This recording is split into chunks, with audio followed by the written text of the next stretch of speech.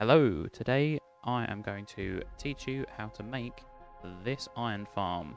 I will be making it in a creative world, but hopefully I'll be able to do this in survival as well, because I have just had to make this in my survival server. Um, so I thought I would make a video teaching how to make these. They're pretty compact for an iron farm, and they are pretty efficient at about 5 stacks of ingots per hour. So not bad. It's good for your own usage, and you don't have to climb endless amounts of blocks high to be able to do it. Let's get on with it. Now, this is the blueprint that I have currently made. It will be slightly different to this one, because in this version, which you'll be able to see in a second, down here they are just collecting, because I forgot that flat worlds don't have enough space for the killing chamber and so on and so forth, and the collection system. So with this one, I have added an extra 8 blocks underneath to give me enough room to show you how you can collect them, how you can mainly dispose of your golems. Once they're spawned, they're basically useless. They're walking ingots, and poppies. Now the dimension of this is 8 blocks to this point here, and I've indicated that this is where the killing chamber will start. 1, 2, 3 blocks. There'll be a water passage along here for any of the drops, and here will be a line of hoppers in the end to just give you some perspective of what's happening down here compared to this one. Here is where this section will start. So this will go out by 11 blocks, which is indicated by what is on the floor, and we'll have to build a floor here and something that's similar to this with water. But we should start after 1, 2, 3, 4, 5, 6, 7, 8 blocks higher than that. This will be the spawning platform. So from the center, it'll be 1, 2, 3, 4, 5, 6, 7, because water can only travel 8 blocks, and it's perfect for pushing iron golems to their death. All you have to do with this, fill in until you hit the next point, the next corner, sorry. Do that and that, and you've created that side. Got to do this to all of the sides, so I'm just going to cut to me finishing it. Okay, now that that is done, we can move on to the next stage. Realistically, at this point, you can just do that, and as you can see, nothing flows off the edge, and that is exactly what you want. Unlike this one, I made the mistake of only coming out by 6 blocks rather than 7, so I had to put fence posts all the way, not fence posts, fence gates all the way around. It's just going to be a bigger platform for them to spawn on, so there'll be a higher likelihood that they will spawn. From this point, you're going to want to start building the floors. Now you should end up with something that looks like this. When you're in a survival world, I would recommend you scaffolding, because you're going to be going up and down all of the time. Also, it doesn't necessarily have to be iron blocks, it can just be any building blocks that you like. In my survival world, I built it out of light grey concrete, and it looks really, really good. I used black stone for the rain system as well, so it's quite a nice contrast between the two. Next, you're going to want to start building up these sides so that they cover at that point, which is 2 above this. So it should be 10 blocks. This is where this can become a little bit expensive, but if you're using, you don't really care about how it looks, you could use cobblestone, and I'm sure you will have plenty of cobblestone rattling about in your chests, so you should be fine. Okay, so I have made a big mistake. it was meant to be 12 blocks out. So, oh, yes, it should. Yeah, the original went this way. Instead, it needs to be all the way out here. There's enough space for the golems to actually fall to their demise. So if you only watched the first little bit and started building, then I'm very, very sorry.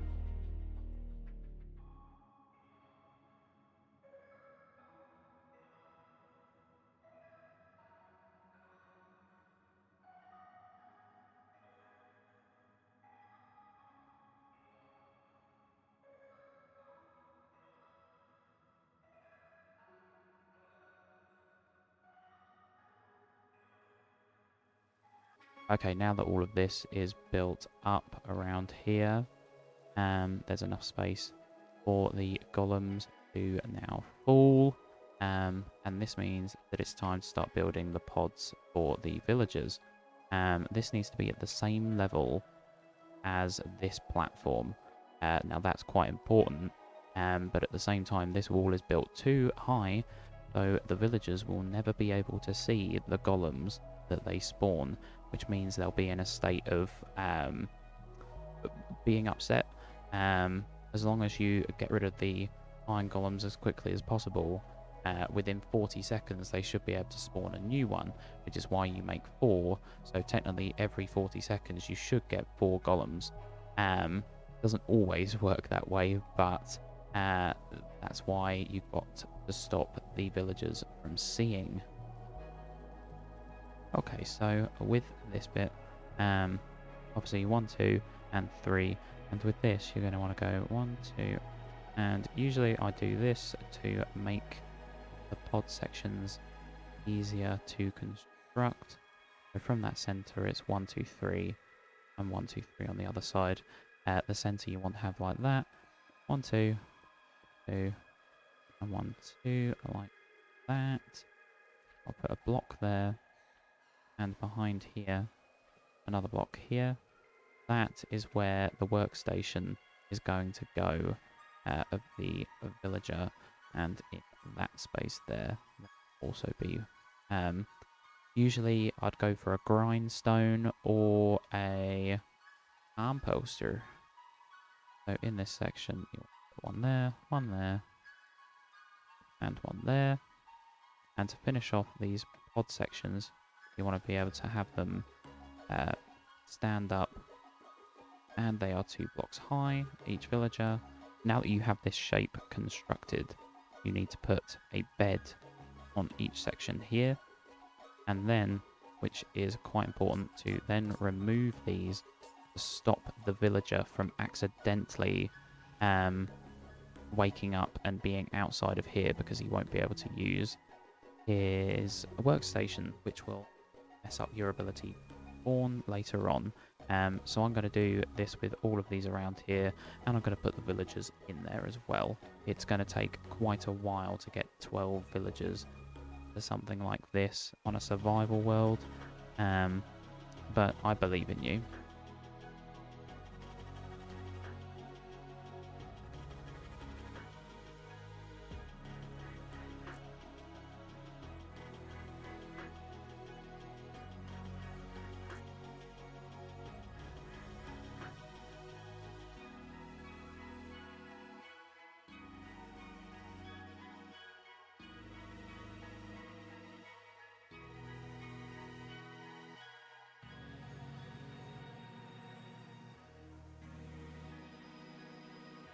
all of the villagers are in now, all the way around here. They're all connected to their own workstations and their own bed, and hopefully they won't ever be able to pathfind anywhere other than that block. Because they are working villagers, they should never despawn. They have roles, which would be good, and they can never see any of the golems that they ever spawn. I also should remind you that you need glass on top of any solid block or a half slab. Okay, now we can pull our attention back to the killing chamber. You can now remove this centerpiece, and from the center you're going to want to have you're going to need that amount of space to be able to get the golems to drop down inside. Now from here you're going to want to add a row of blocks,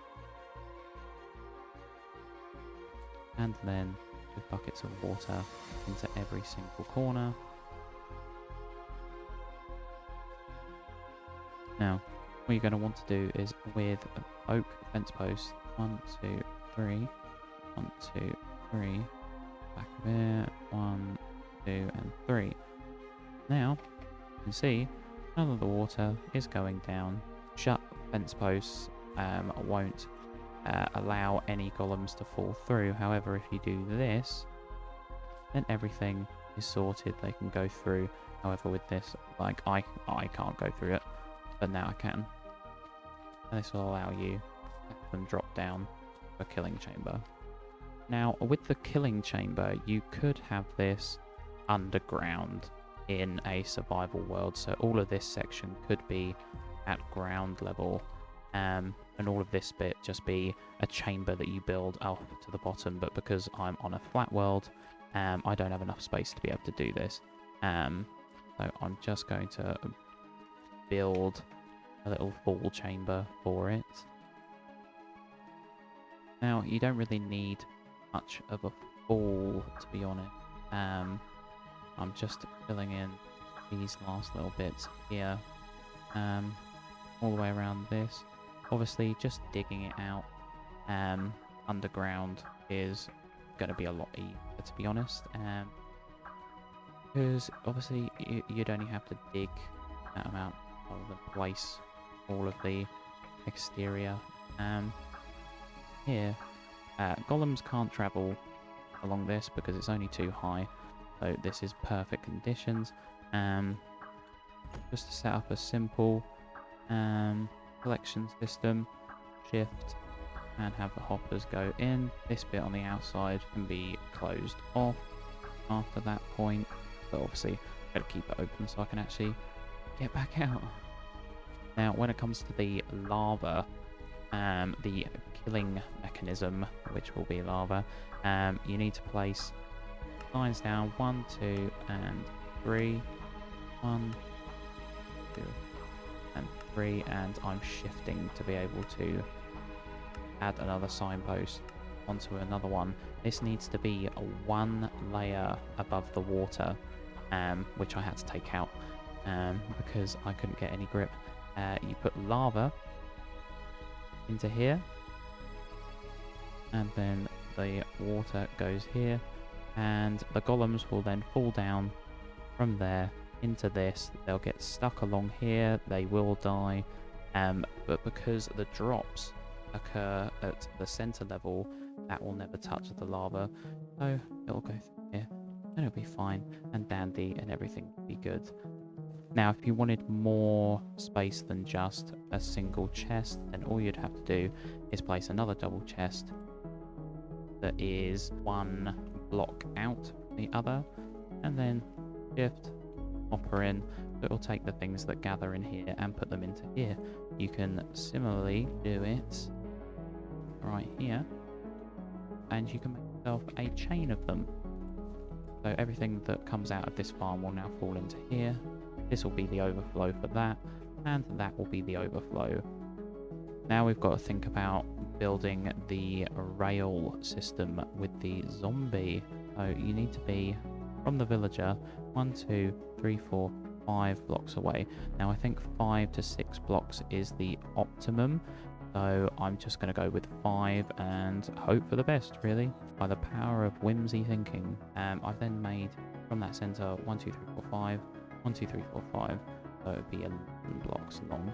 Do it the same over here, so 1 2 3 4 5, 2 3 4 5, 3 4 5, and then you can take these blocks out again. This is going to take some serious scaffolding skills. 1 2 3 4 5.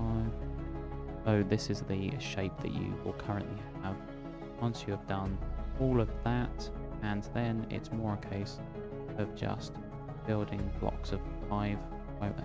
1 2 3 5, 3 4 5, and you're going to want to use that pattern the whole way.